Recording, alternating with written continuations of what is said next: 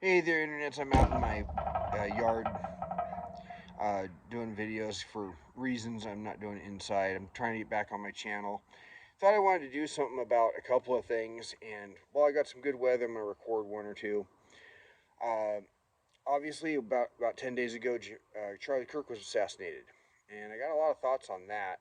Um, I do these without any kind of script. I had to leave the gym early because my wife's feeling ill. And pray, if you do so, for her to have a quick recovery. Um,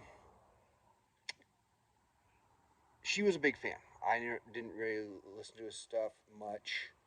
I've never been into the videos of people debating somebody else. It's just not my sort of video. I like stuff from the left to come in written form just for my own sense. But occasionally I'll listen to something if it's pretty reasonable. Um, you know, there's in the last week and a half, I read a Rutgers study. I'll try and link in the description below, talking about assassination culture on the left. There was a YouGov poll talking about acceptability of violence across the different ideologies, from very liberal to very conservative, which I actually found something surprising. And I kind of have this feeling that this might be an actual turning point. But honestly, the big thing we have here is there is a violence problem on the left. And it's been brought about by a lot of their rhetoric. For years, they were saying, oh, well, the right needs to tone down their rhetoric, tone down their rhetoric. And I don't care for Trump's insulting people, but it doesn't even compare to somebody being called a racist or a Nazi or a fascist. Uh, when you're using that language, you're ascribing to people whole belief systems. You're ascribing to people ideas that they may not even hold, and some pretty horrible ideas. I mean, if you're, when the left calls somebody a capitalist, it describes something specific, an economic view. When I say somebody's a socialist or a communist, it's something very specific. And so, unless you're adhering to those ideologies, it doesn't fit. And nothing in the modern Republican Party fits any of that. And when you keep repeating it for years, I read an article and I posted it on Facebook this summer about how Democrats have been calling the Republicans Nazis since about 1960. I remember getting emails, people comparing Bush to the Nazis. I remember in high school, in the mid 90s, we had a student teacher. I jokingly said when he asked what he wanted us to put on the radio in an art class, I said, put on Rush Limbaugh. And he turned around and said, Pat, Rush Limbaugh's a Nazi. And I didn't have the foresight or the thought to when it came time for the students to say what we thought of him as a student teacher, to say this guy shouldn't be teaching, because he's probably teaching somewhere and repeating those exact same ideas. He's probably going out still telling kids that the Republicans are Nazis. I don't know where he is now. I can't remember his name, to be honest. He might be somewhere in the yearbook, but I don't remember him. I don't remember his name. I just remember the experience. So this has been going on for a long time. The Democrats, the left, they really need to tone down their rhetoric. Uh, when you sit there and call people that, eventually people start believing it. And one of the philosophical arguments you hear people talk about is, would it be justifiable to go back in time and kill Hitler before he caused, when he was a child, prevent the Holocaust? And that argument is, do you risk harming an innocent child? Do you risk uh, things maybe could have been different in some other way? All these different debates. You're talking about killing a person before they could do something. And then you're going running around calling Republicans Nazis, and it's just gotten, now they try and say Bush was the reasonable guy because they've had to ever increase it.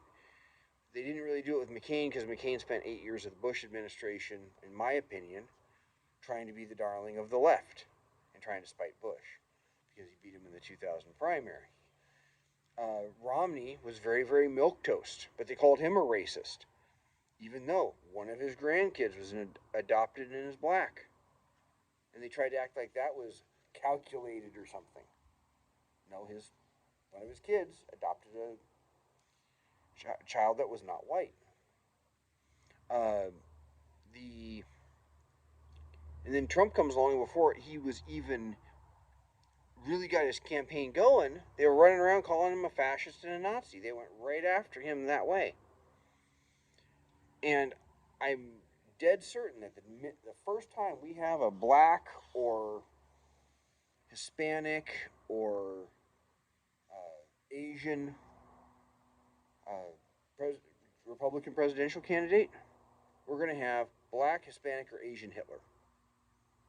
That's the rhetoric of the left. And Destiny, instead of the video game streamer, instead of toning it down, he decided to double down on it and turn up the temperature, saying, oh, well, they won't turn down the temperature unless you turn it up. He literally wanted to turn it up by saying we should have more violence against conservatives. He wanted them afraid of getting shot at these events. That's the left. In that YouGov study, 24% of self-described liberals, and YouGov is not a right-wing outlet or pollster, said they thought violence was always acceptable or was acceptable.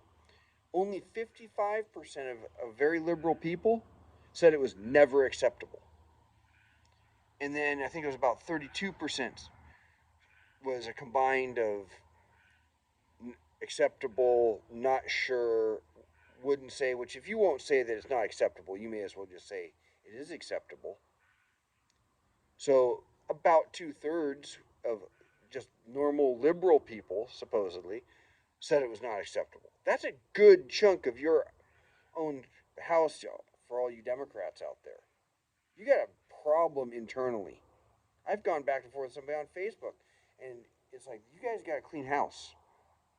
Part of solving a problem like that is recognizing you have a problem in the first place. In the Rutgers survey, 55% of Democrats thought it would be acceptable, at least somewhat justifiable, to assassinate the president. That is scary. 50% thought it would be okay to assassinate Elon Musk. A little bit less thought it was acceptable to trash Tesla dealerships. How is that acceptable? That is literally encouraging violence. Meanwhile, now the Rutgers survey didn't talk about assassination culture on the right, but for comparison, in the YouGov survey, 88%, and this is where it surprised me, 88% of self-described very conservative people said violence is never acceptable. So you are a fringe minority in the very conservative people, and a smaller percentage, like 83% or 84% of the normal conservatives said never acceptable, which is what surprised me. I actually expected people who were more to the far ends to be more likely to say violence was acceptable. And it turns out the more conservative you are, the less you find violence acceptable. So this thing of saying that conservatives need to tone down the rhetoric is not the case. This is not a both sidesism thing, and I'm not very interested in both sides. Gotta be honest with you about that. Democrats, you need to clean house. You need to shout down these people. You need to make it clear that violence is not acceptable. You need to ostracize these people from your own movement. And yes, you may lose some elections, but this is about the survival of our republic. If you want our republic to survive, or our democracy, you need to get these people calmed down and in check and stop using it. So we should never, ever hear again, not directed at conservatives or anybody else, honestly, but we should never hear Nazi. We should never hear fascist. We should never hear American Taliban. We should never hear Christo-fascist. We should never have politicians compared to Klansmen. It should never happen. One person who was I've only had one person unfriend me to my knowledge because he said it was immature that I was calling this out, but it's not. I told him the problem was with him. But I also told him, you're one of the people I've seen post a meme portraying Republican congressmen as having Klan hoods on. That's literally what the kind of stuff that needs to stop. When you're comparing, saying American Taliban, even the IBLP is not so far out there that I would use that language. I think they're pretty extreme. I have some issues with them. You could call them legalistic. You could say I think their views on certain things are whacked. But American Taliban? I mean, think about what the Taliban is. The Taliban not only, is not just a standard Muslim basic view of the world. It is an extreme thing controlling every aspect of your life by government fiat. Okay, this isn't the Taliban literally want to ban musical instruments. A lot of Muslim countries allow them, and even if you have movements in those countries saying you shouldn't have musical instruments, they don't ban them. Okay? Having a basically Abrahamic view of sexuality and gender identity, I think the mosquitoes are getting me, is not an extreme view. That's not anywhere like that. Even when you include abortion, and abortion is a whole spectrum, even within the right. If you don't think that there is space between J.K. Rowling and Matt Walsh, and I'm in between them, you are so far on the left, you're probably an extremist. If you think there are no extremists on your side, you probably are one. That's just my experience. If you think you're in the center, you need to step out and look where you are compared to the rest of society, because you're way out there. And so this rhetoric needs to stop. It does need to be called out, and it needs to be called out by the left. And also, they need to start saying, stop with the Nazi thing. Stop comparing Republicans to Nazis. It's not productive. I had one person when I was calling somebody out, person I know, a mutual friend of the person who I was saying stop with this summer, said, but what if it's true? It's not true. Stop with it. You're only making the situation worse, and we want to calm things down and simmer it down. So that's my thoughts on this.